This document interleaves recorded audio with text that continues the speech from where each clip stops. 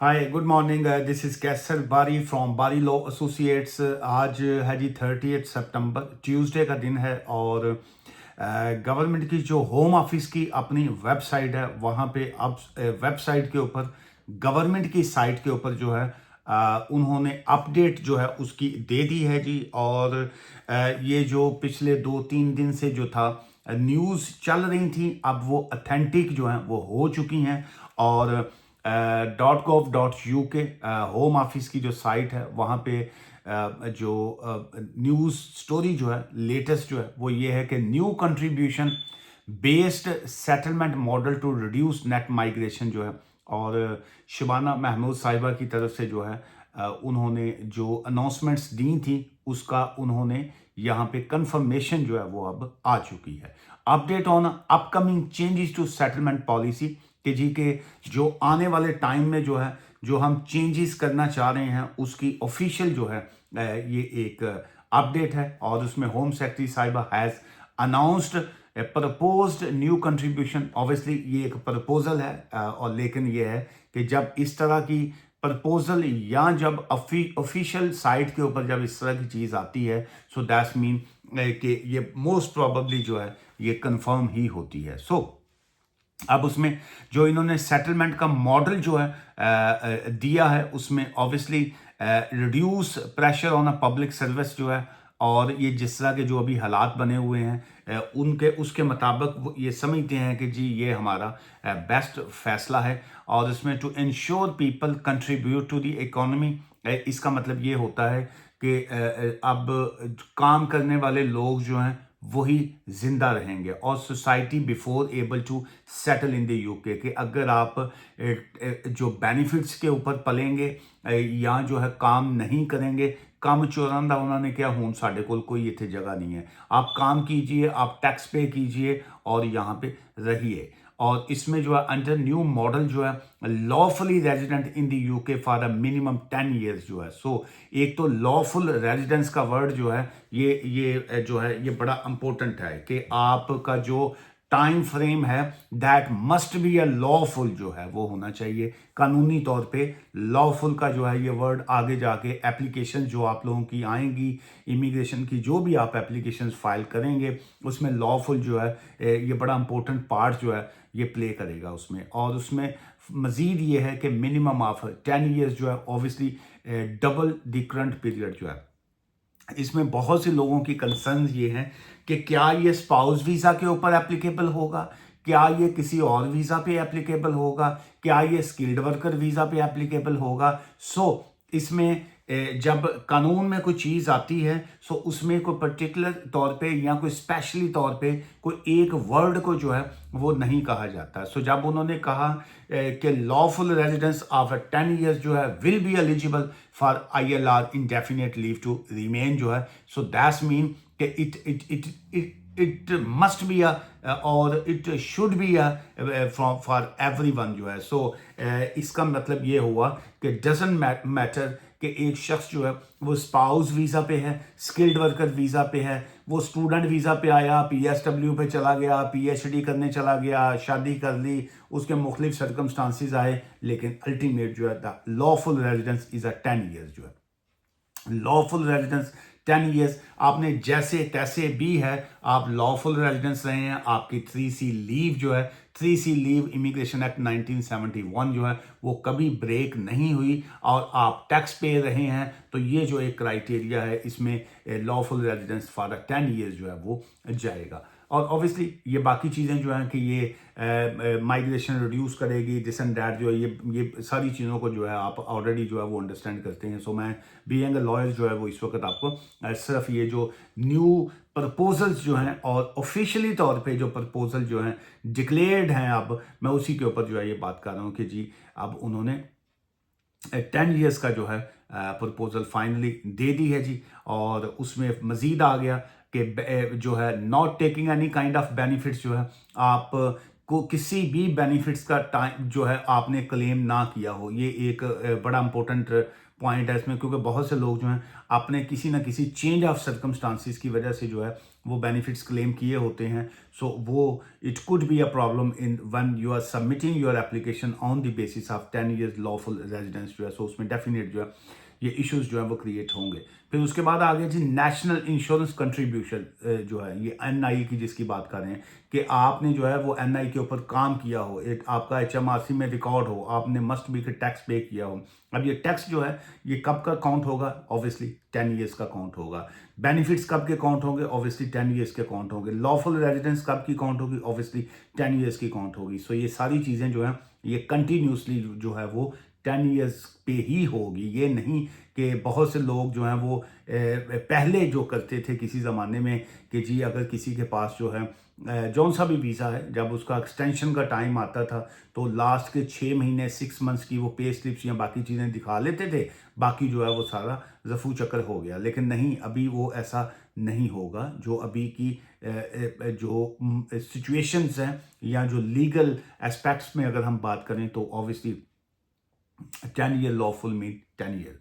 And फिर एक और जो learning English to a high standard जो है, इसका मतलब ये आ गया कि वो स्टेप बाय स्टेप जो है उसको ग्रेजुएशन लेवल तक जो है वो लेके जाएंगे। फिर ये आ गया having a spotless criminal record जो है। स्पॉटलेस क्रिमिनल रिकॉर्ड का मतलब ये होता है कि कोई एक धब्बा भी जो है वो आपके कॉलर पे ना लगा हो। अब ये धब्बे से मुराद क्या है? ये जो सिविल पेनल्टीज आ जाती हैं, ये कौंसल टैक्स का पे ना करना, ये जो क्रेडिट कार्ड या बाकियों की तरफ से जब आप डिफॉल्टर हो जाते हैं और आप कोर्ट में आपका केस चला गया, सीसीजे जो है ये काउंटी कोर्ट जजमेंट्स जो हैं वो आपके खिलाफ आ गई। सो ये सारी चीज़ें जो है ये एक वो ये नहीं कह रहे कि जी कि आपके हाथ खून से रंगे ना हो, वो कह रहे हैं एक धब्बा जो है वो भी ना लगा हो। अब धब्बा जो है, जो स्पॉट जो है ये तो किसी भी चीज़ का हो सकता है। सो जो आपकी लाइफ है, आपका जो रिकॉर्ड है at the time of when you are submitting your application on the basis of 10 years lawful residence जो है, so that must be having a spotless criminal record जो है, कोई किसी भी तरह का जो है कोई उसमें चीज़ें नहीं होनी चाहिए। And giving back by for example working in your local community. ये लोकल कम्युनिटी से क्या मुराद होता है? लोकल कम्युनिटी होती है जो आपकी लोकल या जहाँ पे भी आप रहते हैं। जैसे बहुत सी ऑर्गेनाइजेशंस होती हैं, बहुत सी ऐसी फर्म्स होती हैं जो प्रो बोना सर्विसेज भी बाज़ प्रोवाइड कर रही होती हैं। जो है मसलन मेरा खुद अपना भी प्लान है, वेरी सून जो हम स्टार्ट करेंगे। ये जो डोमेस्टिक वायलेंस के विक्टिम लोग हैं, चाहे वो मेल हैं या फीमेल्स हैं, और उनके कोई बहुत से इश्यूज होते हैं या बाज़ एम्प्लॉयमेंट ट्राइब्यूनल के हवाले से लोग जो हैं बड़ा मुश्किल का शिकार होते हैं। सो अभी को हम टीम इकट्ठी एक करेंगे जिसमें प्रो बोना जो है सर्विस जो है प्रोवाइड करनी चाहिए। चाहेंगे हम कि जी के जहाँ पे भी से भी आप हों पूरे यूके में, ऑब्वियसली यूके के अंदर से आप चाहे स्टूडेंट हैं लेकिन किसी ना किसी तरीके से जो है आप लीगल आपका स्टेटस है या आप के ऑब्वियसली इसमें ये इस अनपेड सर्विस, ये जो गवर्नमेंट ने भी अनाउंस किया है कि for example the working in your local community volunteer तौर पे ये अनपेड सर्विस होती है। ये इसमें आप पैसे नहीं चार्ज कर रहे होते, लेकिन आप अपने टाइम में जो है कुछ ना कुछ चीज़ें जो है उनको सर्व कर रहे होते हैं। कोई किसी ने टाइम रखा होता है, जैसे मतलब मैं अब यहाँ पे वीडियो ये दे रहा हूँ, ये मैं समझता हूँ कि शायद एक सर्विस है, लेकिन अगर मैं फ्यूचर में जो है कोई 1 घंटा एक निकालता हूँ वीक में या 2 घंटे लोगों को फ्री एप्लीकेशंस करता हूँ या अगर मैं फ्री एडवाइस करता हूँ, so that's become volunteer services जो है। सो उसमें बहुत से जो ख़वातीन हैं जो जिनकी एक्सपर्टीज़ होती हैं, फॉर एग्जांपल के डोमेस्टिक वायलेंस के इश्यूज में, वो खुद भी बहुत सी जो है डोमेस्टिक वायलेंस की विक्टिम हुई होती हैं। सो वो समझती हैं कि जी कि उनके अंदर एक एबिलिटी है कि वो किसी और की मदद कर सकती हैं। सो इस तरह जो है दैट्स कॉल वॉलंटियर सर्विसेज जो है। सो उसमें जो है ऑब्वियसली मैं वेरी सून जो है हम अपनी एक ऑर्गेनाइजेशन जो है वो उसको स्टार्ट कर रहे हैं, और उसमें आप में से कोई भी अगर उसका उसमें पार्टिसिपेट करना चाहे so you are most welcome.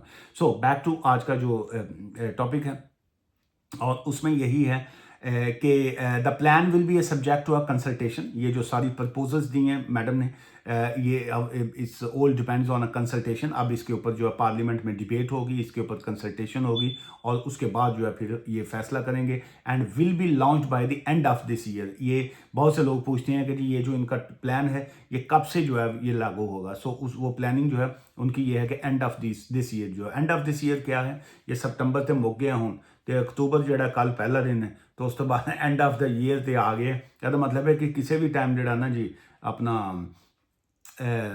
सिर फट सकता है। मैं और कुछ कहना चाह नहीं रहा मैं। तो होम सेक्रेटरी साहिबा ने जो ये प्लान दे दिया है, अब उसके बाद फर्दर उसमें यही है, the home secretary has also announced winter auction और ये बाकी हर चीज़ें उन्होंने और भी कुछ चीज़ें, ये जो होमलेस लोग हैं ये बाकियों के लिए जो है क्राइम्स को कैसे टैकल करना है, बाकी चीज़ें कैसे हैं उसका जिक्र आ गया है।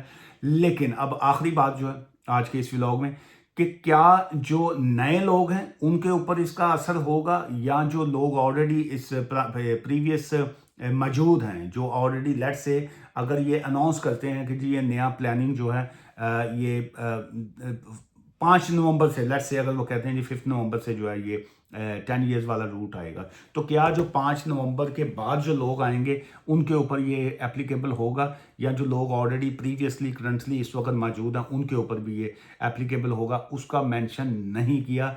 लेकिन जिस वक्त ये कानून बनता है, लेट से अगर ये पुरानी डेट से स्टार्ट नहीं भी करते और ये कहते हैं कि जी कि जो 5 नवंबर के बाद जो एप्लीकेशंस आएंगी, उसका तो मतलब ये आ गया कि वो तो अगले 5 साल बाद जाके उनका ILR बनेगा। 5 नवंबर को अगर कानून आता है या 1 जनवरी से कानून लागू अगर होगा, सो दैट्स मीन के जिनके 5 साल पूरे होंगे बाद में, वो तो होंगे जाके जी जनवरी 2030 में। तो इसका मतलब है कि फर्स्ट ILR की एप्लीकेशन तो 2030 में आएगी। क्या ऐसा पॉसिबल है? ऐसा पॉसिबिलिटी बिल्कुल नहीं है। सो मैं ये समझता हूँ कि जिस दिन की ये डेट अनाउंस करेंगे उस दिन के बाद जो भी एप्लीकेशन ILR की जाएगी उसको जो है ये चेक करेंगे और लॉफुल रेजिडेंस और ये बाकी बहुत सी चीज़ें जो है उसके ऊपर आएंगी। सो इमिग्रेशन के हवाले से जो है पूरे का पूरा जो है इस वक्त ਲੱਸੀ ਜਿਹਨੂੰ ਕਹੀਦਾ ਨਾ ਵੱਡਾ ਮਧਾਨੇ ਵਾਲਾ ਕੰਮ ਨਹੀਂ ਹੁੰਦਾ, ਵੱਡਾ ਜਿਹਦੇ 'ਚ ਪਾ ਕੇ ਉਹ ਭਲਵਾਨਾਂ ਦੇ ਜਿਹੜਾ ਉਹ ਰਗੜਦੇ ਨੇ ਜਿਹੜੇ ਨੇ, ਇਹ ਸਾਡੇ ਪੇਂਡੂ ਭਰਾ ਜਿਹੜੇ ਨੇ ਪਤਾ ਉਹਨਾਂ ਨੂੰ मैं ਕੀ कह रहे हैं। सो अब ये पूरे का पूरा जो है ये रगड़ा जाएगा काम, और इस रगड़े में कौन कौन आएगा, इसमें सारे लोग आएंगे। सो इसलिए अगर आप लोगों के लीगल इमिग्रेशन को मैटर्स हैं, so don't waste your time. ये मत सोचिए जो होएगा वेखी जाएगी, वेखांगे असी ना, नहीं। अगर किसी का आपका टाइम मुकम्मल हो चुका हुआ है, आपके अगर 5 ईयर्स पूरे हो चुके हुए हैं या आपका 10 ईयर, जो भी आपकी सिचुएशन है, या अगर आप समझते हैं कि जी आपकी सिचुएशन में ऐसी कुछ चीज़ें हो सकती हैं, सो इसलिए the best option is file your application. अपना लीगल एप्लीकेशन को जैसे भी जो भी आपकी सिचुएशन उसको फाइल कीजिए, ताकि अगर ये कानून आ भी जाता है, जो ऑब्वियसली अब आना ही है, इसमें देरी तो है नहीं, जब आ भी जाता है तो आप कम से कम पुराने रूल्स के में जो है वो सेट रहेंगे और चीज़ें जो है वो नए के बजाय ओल्ड लॉज के मुताबिक आपके ऊपर चलेंगी। आई डू होप आज का ये जो व्लॉग है ये हेल्पफुल होगा। मुझसे मिलना चाहते हो, you are most welcome. Bradford में मैं फुल टाइम पाया जाता हूँ और बाकी जो है टाइम टू टाइम जो है वो बर्मिंघम या बाकी जहाँ पे भी अपॉइंटमेंट्स बुक होती हैं मैं वहाँ पे जाता हूँ। ऑब्वियसली मैं अपॉइंटमेंट की जो है वो फ़ीस चार्ज करता हूँ, चाहे वो फ़ोन कंसल्टेशन हो या ऑफिस अपॉइंटमेंट जो है। दुआ में याद रखिएगा। Take care, bye for now.